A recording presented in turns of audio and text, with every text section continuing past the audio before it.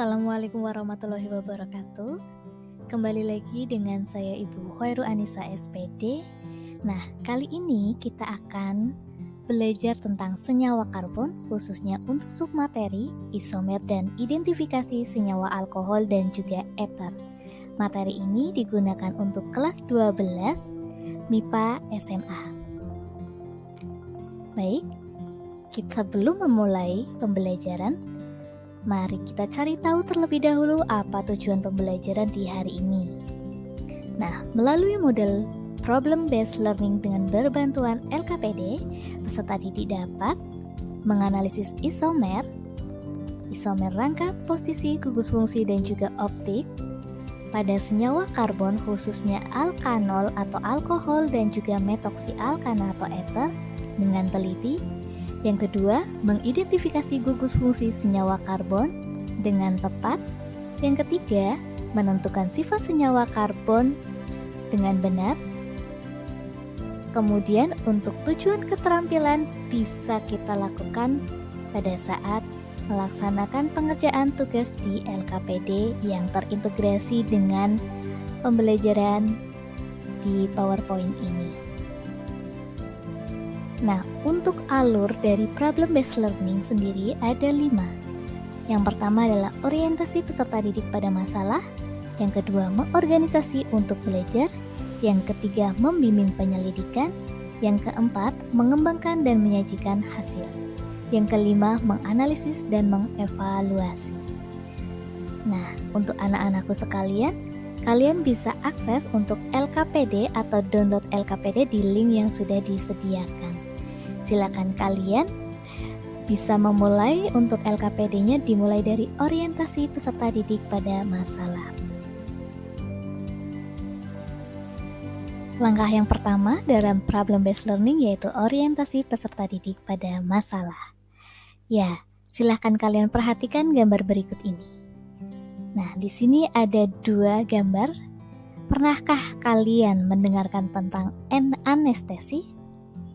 Apa zat yang digunakan untuk anestesi? Ya, tepat sekali. Anestesi menggunakan obat bius. Nah, contoh dari anestesi tersebut adalah 1-butanol dan juga diethil ether. Jadi kedua senyawa ini bisa digunakan untuk anestesi. Silahkan kalian perhatikan untuk rumus molekul dari 1-butanol dan juga diethil ether. Carilah persamaan maupun perbedaannya. Bagaimana? Sudah ketemu persamaan dan perbedaannya? Oke, kita lihat untuk 1-butanol. Nah, 1-butanol di sini kita lihat untuk atom C-nya ada 1, 2, 3, 4. Kemudian atom H-nya ada total jumlah 10. Kemudian ada atom O-nya berjumlah 1, sehingga dia mempunyai rumus C4 H10O. Kemudian di etil ether, kita hitung atom C-nya ada 1, 2, 3, 4. Atom H-nya juga sama ada 10 dan atom O-nya juga ada 1, sehingga dia juga mempunyai rumus molekul C4H10O. Nah, dari 2 senyawa ini, 1-butanol dan juga di etil ether ternyata memiliki rumus molekul yang sama. Tapi untuk senyawanya sendiri tentunya berbeda. Nah, dari rumus struktur yang berbeda tetapi dia mempunyai rumus molekul yang sama, mengindikasikan akan apa ini? Mungkin kalian ingat di pembelajaran pada saat kelas 11. Mari kita ingat kembali, kira-kira ini peristiwa apa? Bagaimana, sudah ingat? Ya, tepat sekali. Ini peristiwa yang disebut dengan isomer, yaitu senyawa karbon yang mempunyai rumus molekul yang sama tetapi memiliki rumus struktur yang berbeda. Dengan adanya rumus struktur yang berbeda, maka berbeda pula sifat dan juga kegunaan dari suatu senyawa. Nah, bagaimana kira-kira cara untuk mengidentifikasi senyawa alkohol dan juga eter? Apakah kita bisa tahu kalau melihat salah satu senyawa, apa itu alkohol dan juga ether, maka kita perlu mengidentifikasinya. Ya, tadi dikatakan jika senyawa itu mempunyai rumus struktur yang berbeda, maka dia akan mempunyai sifat yang berbeda juga. Nah, silahkan dari permasalahan tadi, kalian bisa tuliskan di LKPD kalian apa saja kira-kira permasalahan-permasalahan yang timbul yang nantinya akan kita selesaikan di pembelajaran kali ini. Ya, dari tujuan tadi dan juga dari orientasi peserta didik tadi, kalian bisa tuliskan rumusan permasalahan dalam bentuk pertanyaan di LKPD di bagian mengorganisasi untuk hasil belajar. Kita masuk ke sintaks yang ketiga, yaitu membimbing penyelidikan. Silakan kalian lakukan kegiatan 1, mengidentifikasi isomer alkohol dan ether pada LKPD. Kemudian dilanjutkan kegiatan 2, mengidentifikasi alkohol dan ether melalui pengamatan video percobaan. Untuk link video ada di LKPD. Setelah penyelidikan sudah dilakukan, maka kita lanjutkan dengan mengembangkan dan menyajikan hasil. Di LKPD ada beberapa pertanyaan terkait dengan isomer dan juga identifikasi senyawa alkohol dan ether. Silakan kalian bisa mencoba menjawab di LKPD tersebut untuk nanti dipresentasikan pada mengembangkan dan juga menyajikan hasil karya. Ya, jika sudah dilakukan untuk pengembangan hasil karya, mari waktunya untuk menganalisis dan juga mengevaluasi. Mari kita konfirmasi kegiatan tadi yang sudah dilakukan, baik itu kegiatan 1 tentang menganalisis isomer maupun kegiatan 2 tentang video percobaan. Mari kita konfirmasi untuk kegiatan yang pertama, yaitu menganalisis isomer. Nah, tadi kalian sudah mengerjakan di LKPD, ada beberapa persoalan yang sudah dijawab. Mari kita konfirmasi. Yang pertama, isomer itu ada 4, yaitu isomer rangka, isomer posisi, isomer fungsi, dan juga isomer optik. Nah, untuk isomer rangka sendiri, yaitu senyawa yang mempunyai rangka berbeda tetapi memiliki gugus fungsi. Tetap terjadi pada senyawa yang memiliki rumus molekul yang sama dan gugus fungsi yang sama. Kemudian untuk isomer posisi adalah senyawa yang mempunyai posisi gugus fungsi yang berbeda dan terjadi pada senyawa yang memiliki rumus molekul yang sama dan gugus fungsi yang sama. Jadi untuk isomer rangka maupun isomer posisi pada senyawa alkohol, kita bandingkan juga dengan senyawa alkohol. Pada senyawa ether, maka kita bandingkan juga dengan senyawa ether. Karena baik isomer rangka maupun isomer posisi mempunyai gugus fungsi yang sama. Nah, untuk isomer fungsi barulah mempunyai gugus fungsi yang berbeda. Jadi di sini ini adalah perbandingan antara alkohol dan juga ether. Kemudian isomer optik adalah isomer yang mempunyai atom C chiral. Atom C chiral adalah atom C yang mengikat 4 atom atau gugus fungsi yang berbeda. Agar lebih jelas, mari kita simak contoh berikut ini. Ya, kita simak contoh isomer rangka. Perhatikan struktur senyawa berikut ini. Mari kita lihat untuk senyawa 1 butanol dan juga 2 metil 1 propanol. Nah, kalian lihat rumus struktur dari masing-masing senyawa tadi. Untuk 1 butanol, di mana di sini sebelah kanan adalah gugus OH pada atom C nomor 1. Nah, dia mengikat ada 4 atom C yang berlantai lurus. Nah, kemudian pada 2 metil 1 propanol, dia mempunyai rangka yang berbeda. Ya, jadi di sini yang berbeda adalah rangkanya, tetapi untuk letak gugus OH-nya sama-sama berada di atom C nomor 1, sehingga ini dinamakan isomer rangka.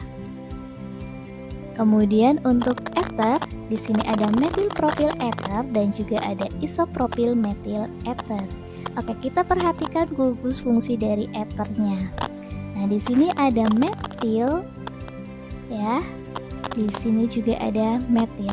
Nah, di situ letak gugus fungsi eternya masih tetap sama.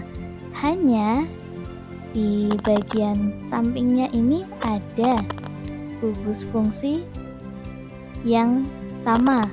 Jadi, gugus fungsinya sama tetapi mempunyai rangka yang berbeda.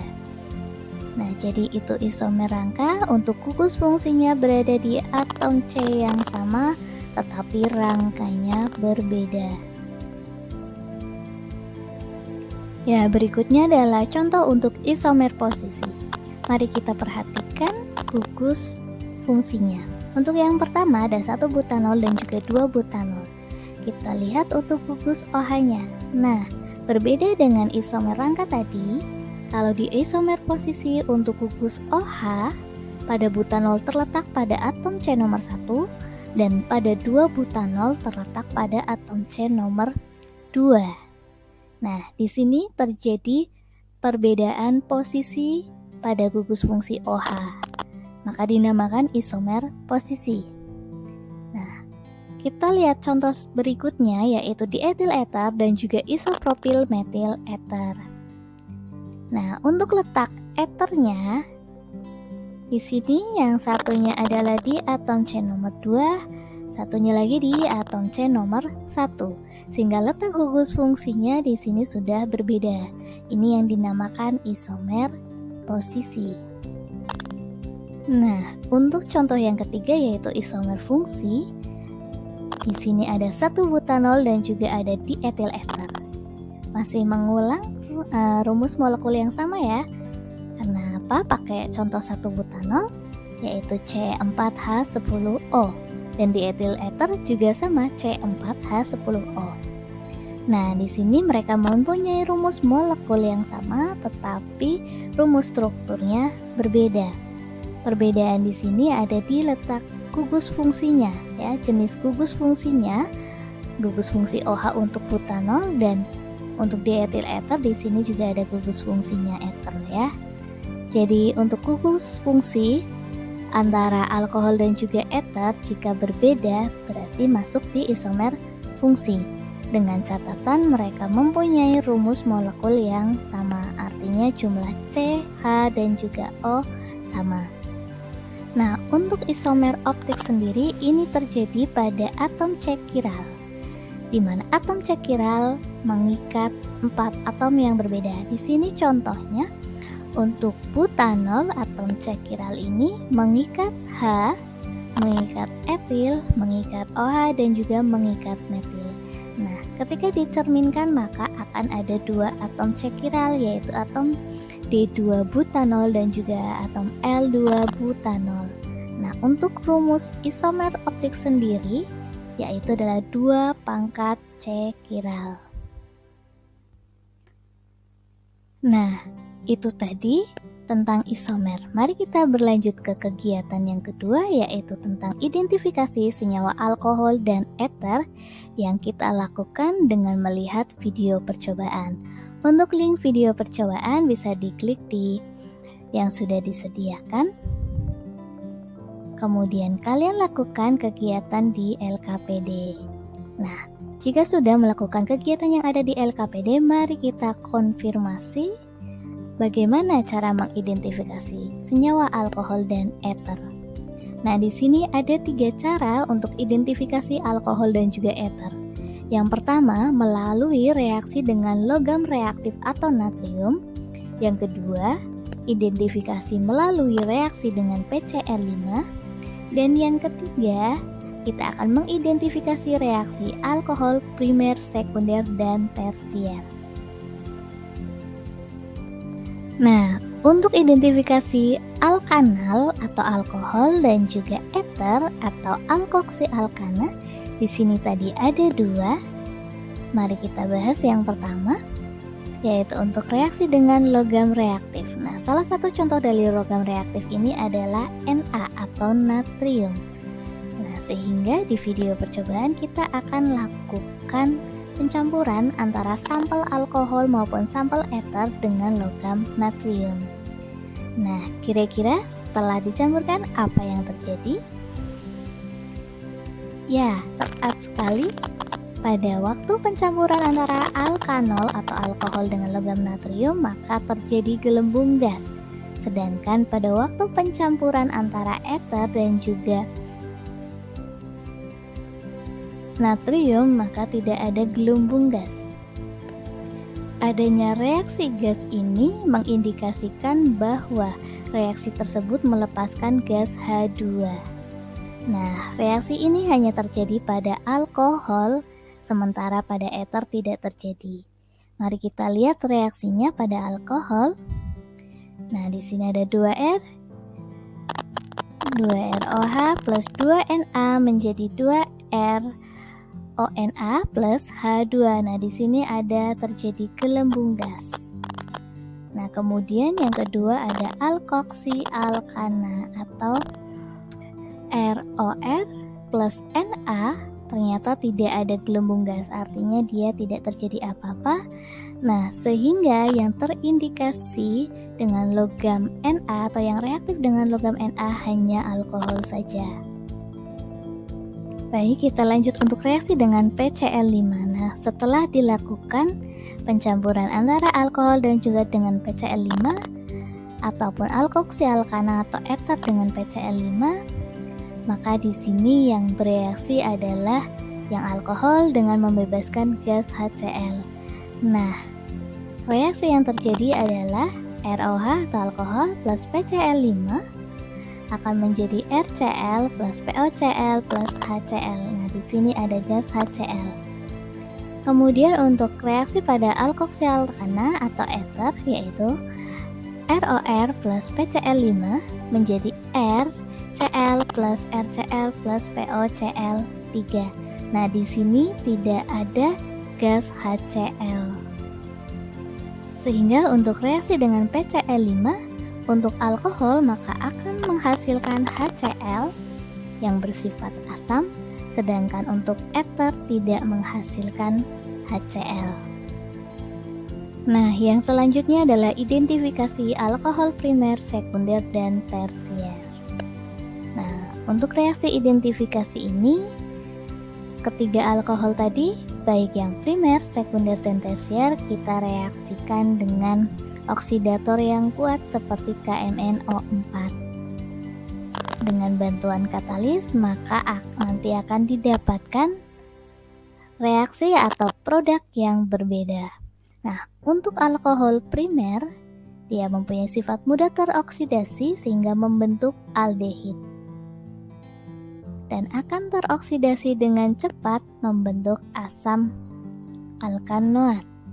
Nah, jadi alkohol primer di mana OH-nya terletak pada C nomor 1, jika dioksidasi menggunakan KMnO4, oksidator kuat maka akan menghasilkan butanal aldehid. Nah, jika dioksidasi lagi maka dia akan menghasilkan asam butanoat. Untuk alkohol sekunder, dia mudah teroksidasi membentuk alkanon atau keton. Nah, untuk alkohol sekunder di sini ada 2 butanol. Jika kita reaksikan dengan oksidator kuat, maka akan terbentuk butanon. Untuk alkohol tersier tidak mudah teroksidasi karena tidak memiliki atom H yang terikat pada atom C karbinol. Baik, kita lanjutkan ke sifat alkohol dan juga eter. Kita akan bahas mengenai gugus fungsi, rumus umum, struktur, sifat fisis, kelarutan, sifat kimia, dan juga identifikasi. Untuk alkohol mempunyai gugus hidroksil atau gugus OH, sementara untuk eter mempunyai gugus alkoksi atau gugus OR.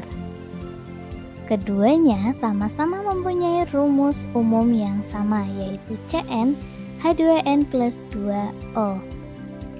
Jika dilihat dari strukturnya, maka alkohol dapat dibedakan menjadi 3, alkohol primer, alkohol sekunder, dan juga alkohol tersier.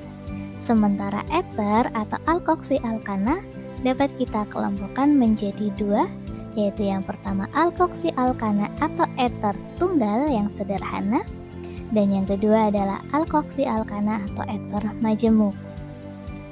Mari kita lihat sifat fisisnya. Nah, untuk alkohol atau alkonol memiliki ikatan hidrogen sehingga titik didihnya jauh lebih tinggi jika dibandingkan dengan alkana. Nah, untuk gaya London juga berperan di sini sehingga titik didihnya juga jauh lebih tinggi karena mempunyai rantai panjang. Nah, sedangkan untuk alkoksi alkana atau eter hanya memiliki gaya London saja sehingga terdapat perbedaan yang cukup besar antara sifat fisis alkohol dan juga eter. Nah, untuk kelarutan, alkohol memiliki gugus OH yang bersifat polar dan rantai alkil atau R yang bersifat nonpolar sehingga dapat bercampur dengan senyawa ion, kovalen polar dan juga nonpolar. Sementara untuk eter atau alkoksi alkana memiliki gugus O yang bersifat polar dan juga rantai alkil R yang bersifat nonpolar, sehingga dapat bercampur dengan senyawa ion kovalen polar maupun nonpolar. Nah, untuk sifat kimia dari alkohol, yang pertama, dia sangat reaktif. Nah, reaksi-reaksi yang bisa terjadi pada alkohol antara lain reaksi substitusi pada gugus OH oleh logam reaktif, halogen, alkil alkanoat atau esterifikasi dan juga radikal. Yang kedua, reaksi eliminasi dan yang ketiga adalah reaksi oksidasi. Sementara pada eter, dia kurang reaktif. Nah, jenis reaksinya antara lain reaksi substitusi dengan PCl5 dan asam halida, kemudian reaksi oksidasi dengan O2 membentuk hidroperoksida. Yang terakhir adalah reaksi identifikasi. Nah, seperti yang tadi sudah dilakukan pengamatan terhadap video percobaan untuk reaksi identifikasi, maka pada alkohol didapat bahwa dia dapat bereaksi dengan logam reaktif dengan melepas gas H2 dan juga dapat bereaksi dengan PCl5 dengan melepaskan gas HCl. Sedangkan pada eter atau alkoksi alkana tidak bereaksi dengan logam reaktif maupun bereaksi dengan PCl5 tetapi tidak melepas gas HCl. Nah, sekian untuk pembelajaran kali ini mengenai isomer dan juga identifikasi alkohol dan eter. Sampai jumpa di pembelajaran berikutnya, semoga bisa dipahami. Ayo semangat belajar, kita belajar bersama. Kimia itu asik dan menyenangkan. Sekian, wassalamualaikum warahmatullahi wabarakatuh.